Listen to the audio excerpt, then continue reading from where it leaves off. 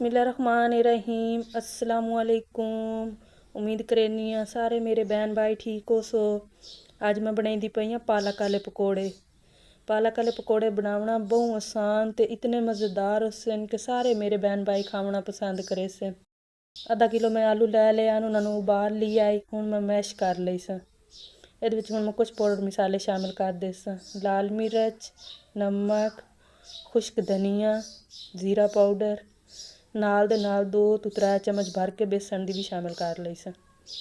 हुण मैं दोबारा तो चंगी तरह मसाले नूं मिक्स कर लई सा। अल्लाह पाक तुहाडे माल जान रिज़्क च बरकत पावे। अल्लाह पाक हर दुख तकलीफ तो मेरे बहन भाइयों नूं बचावे। हुण मैं पालक दी कटिंग कर लई सा। बिल्कुल इसी तरह कैंची नाल कटिंग कर लवनी है। इहदे विच कोई मुश्किल नहीं, आसानी नाल ये काम हो वैंदे। कैंची नाल खूबसूरती च कटिंग होवे सी पालक दे पत्तियां दी। तो बिल्कुल इसी तरह तुसा कटिंग कर लवनी, ये कोई मुश्किल नहीं है, आसानी नाल कटिंग होवे सी।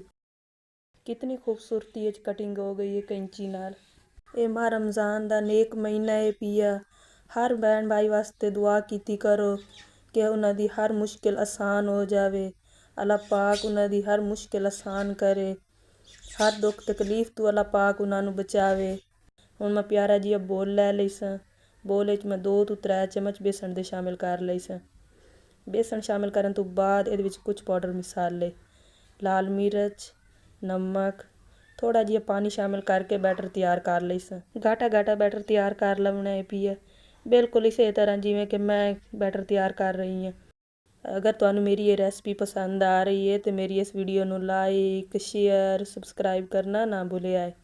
बैल आइकन नूं भी दबा दिता करो ताकि आवन वाली हर रेसिपी मेरी तुहाडे तक जल्दी पहुँच जावे। हुण मैं पालक दे पत्तियां दे उत्ते मसाला ला लई सा, जिहड़ा मैं मसाला आलू वाला तैयार करके रखिया आई भी है।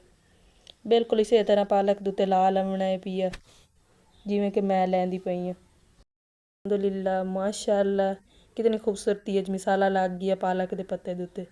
बिल्कुल इसी तरह तुसां ला लवना है पिया। अल्लाह पाक साडे लीडर इमरान खान नूं सेहत तंदुरुस्ती जिंदगी अता फरमावे। अल्लाह पाक हर दुख तकलीफ तो इमरान खान नूं बचावे। अल्लाह पाक उहदे आस पास जो भी मुश्किल हैं आसानी तब्दील हो जावें। वो इस टाइम बड़ी मुश्किल च पिया, दुआ कीती करो कि उहदी मुश्किल आसान हो जावे। माह रमज़ान दा नेक महीना है पिया, इस महीने च हर दुआ कबूल होंदी है। दुआ कीती करो कि इमरान खान नूं हर दुख तकलीफ तो अल्लाह बचावे। अल्हम्दुलिल्लाह माशाअल्लाह सारे पत्तियां दे उत्ते मैं मसाला ला ली है। घी साडा गर्म होया खला है तो मैं एक एक करके कढ़ाई च पकौड़े शामिल कर लई सन। बिस्मिल्लाहिर्रहमानिर्रहीम। ये पालक वाले पकौड़े जेड़े हैं पे एक गर्म घी च फ्राई करिया है। ठंडे घी च फ्राई करे सो तो ये नरम जे फ्राई होवे सन। अगर तुसा एक गर्म घी फ्राई करे सो तो इतने मज़ेदार ते खस्ता पकौड़े तैयार हो सन ते खावणे च मज़ेदार लगसन। नरम जे पकौड़े खावणे च मज़ेदार नहीं लगते जितने कि ये भी क्रंची क्रंची होवन वो मज़ेदार लगते हैं पे। इंशाअल्लाह बड़े मज़ेदार पकौड़े बनसन। इन्हां दी साइड उलट पलट के फ्राई कर लई सा।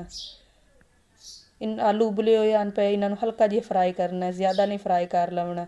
पालक दे जेड़े पत्ते ने काले हो गए सन, सड़ गए सन, बस 2 ਤੋਂ 3 मिनट इन्हां नूं फ्राई करे सा। अल्हम्दुलिल्लाह माशाअल्लाह कितना खूबसूरत कलर आया पिया पकौड़ियां दा। इन्हां नूं हुण मैं फ्राई कर लिया तो हुण मैं इन्हां नूं बाहर कढ लई सा।